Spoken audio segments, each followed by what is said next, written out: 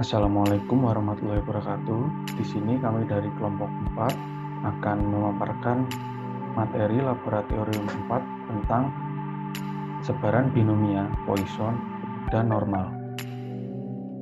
Baik, saya akan membacakan sebaran variabel acak diskrit. Sebelumnya, perkenalkan, nama saya Naura Virginia Zafira dengan NIM 230 10121140 Sebaran variabel acak diskrit. Menurut Wardani 2020, bahwa variabel acak diskrit adalah variabel yang memiliki nilai-nilai tertentu dari bilangan terbatas atau bilangan cacat terbatas. Umumnya, variabel acak diskrit ini digunakan pada percobaan yang bersifat mencacah atau membedakan sifat.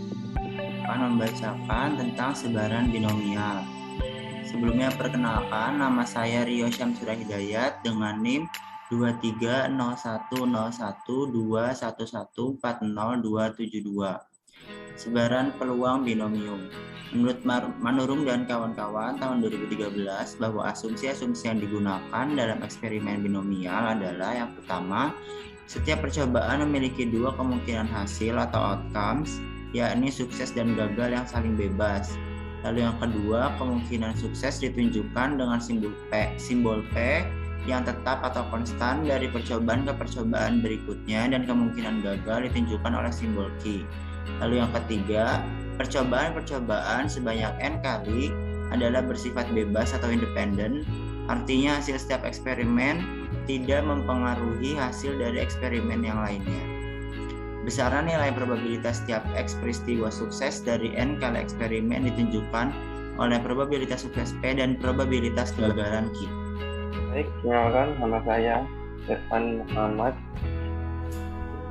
Nomor NIM-nya 2301 01211 40260. Hari ini saya akan membacakan contoh soal binomial, contoh soal distribusi binomial dan sebuah survei kebersihan gigi memperlihatkan bahwa 2 dari 5 orang sikat gigi ke dokter gigi dalam beberapa bulan terakhir.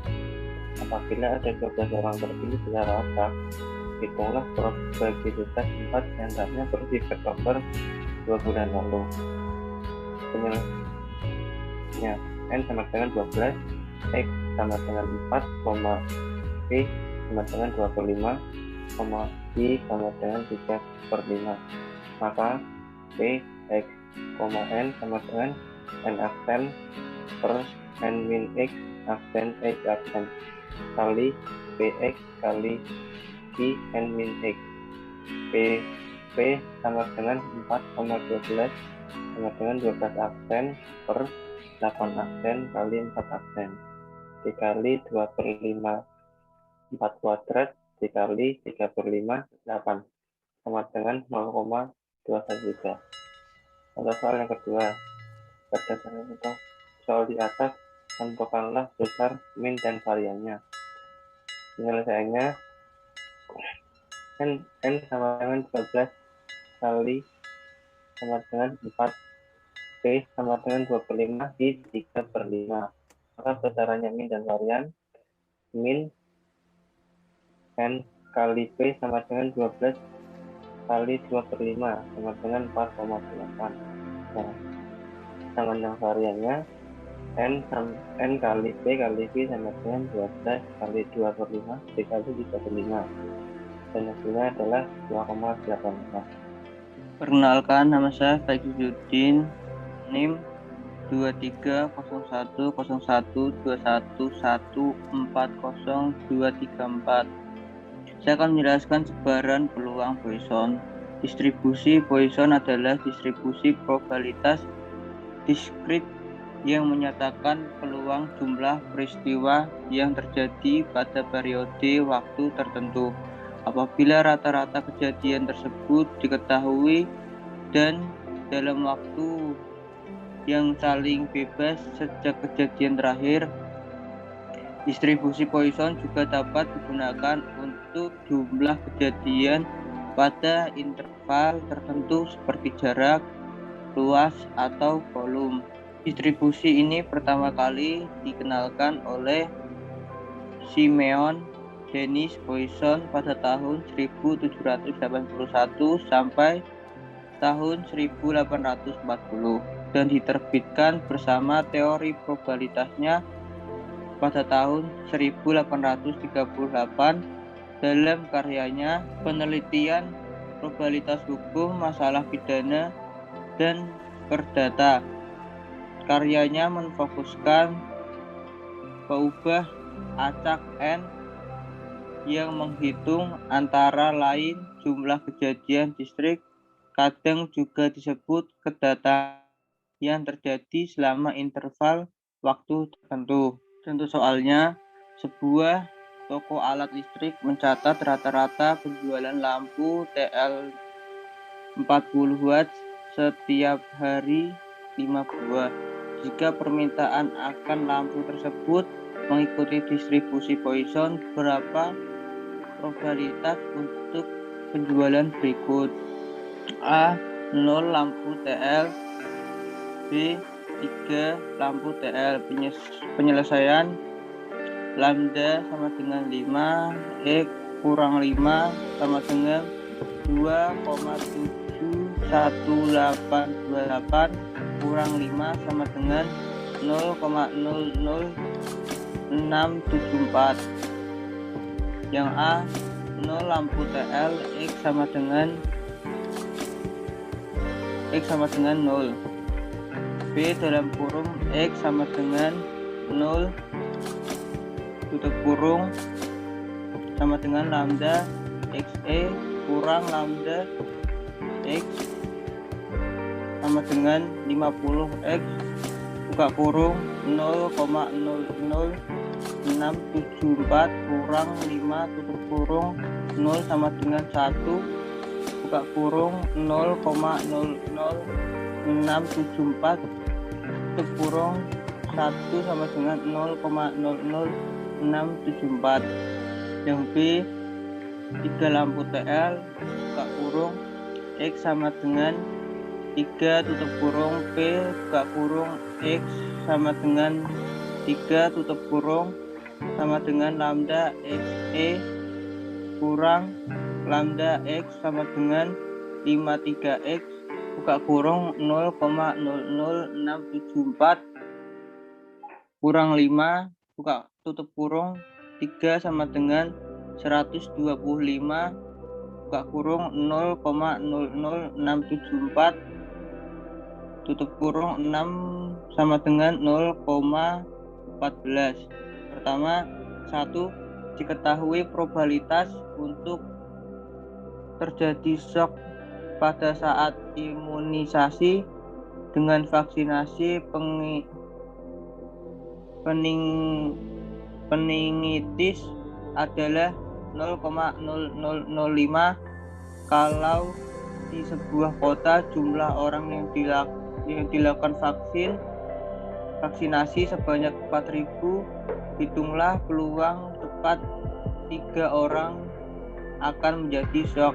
Jawab, mu sama dengan lambda sama dengan n kali p x x sama dengan nilai rata-rata. Mu sama dengan lambda sama dengan n kali p sama dengan 4.000 kali 0,005 sama dengan 2, p x bagi x sama dengan 3, p x sama dengan 3 sama dengan 0,1804. Ya baik, perkenalkan nama saya Ayu dengan NIM-nya 2301121140255. Di sini saya akan membacakan tentang sebaran variabel acak kontinu. Jika dari suatu percobaan diamati 2 variabel kontinu, maka dapat didefinisikan sebaran peluang gabungan kontinu, yaitu f, x, y untuk seluruh kemungkinan nilai x dan y. Sama seperti variabel acak diskrit, fungsi kepekatan peluang gabungan bagi x dan y juga dapat digambarkan dalam ruang 3 dimensi. Hanya saja, sesuai sifat variabel yang kontinu, seluruh kemungkinan nilai x dan y bukan berupa titik, melainkan berupa daerah yang digambarkan pada bidang x dan y. Peluang gabungan berlaku seperti selimut dengan bentuk tertentu. sesuai fungsi peluang di atas bidang alas sumbu Z. Terima kasih. Perkenalkan, nama saya Kautsar Fauzan dengan NIM 2301 0121 140 293. Saya akan menjelaskan tentang sebaran peluang normal. Sebaran normal merupakan probabilitas yang sangat banyak digunakan dalam bermacam analisis statistika. Sebaran normal memodelkan fenomena kuantitatif pada ilmu alam ataupun ilmu sosial, serta mayoritas ditaksir, serta pengujian hipotesis statistik mengasumsikan normalitas suatu informasi. Oleh karenanya, sebelum menganalisis informasi lebih jauh, periset biasanya terlebih dulu menyelidiki normalitas informasinya.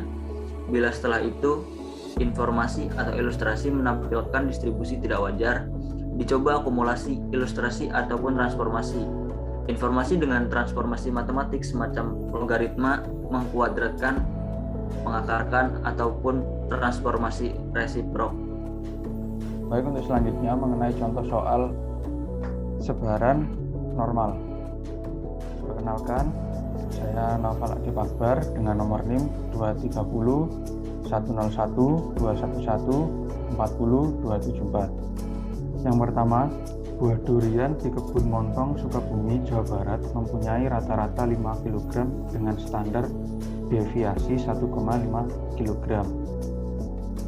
Berapakah nilai Z apabila terdapat buah durian yang mempunyai berat 8,5 kg dan 2,5 kg?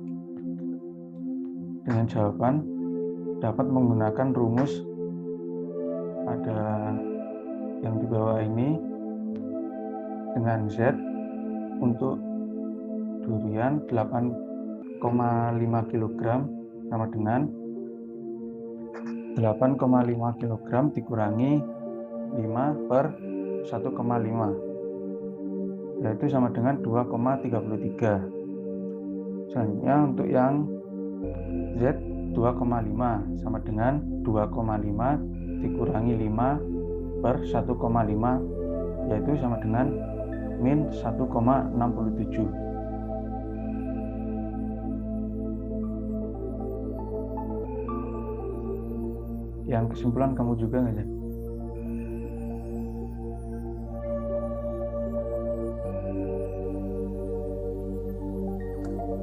Kesimpulan aku juga kan.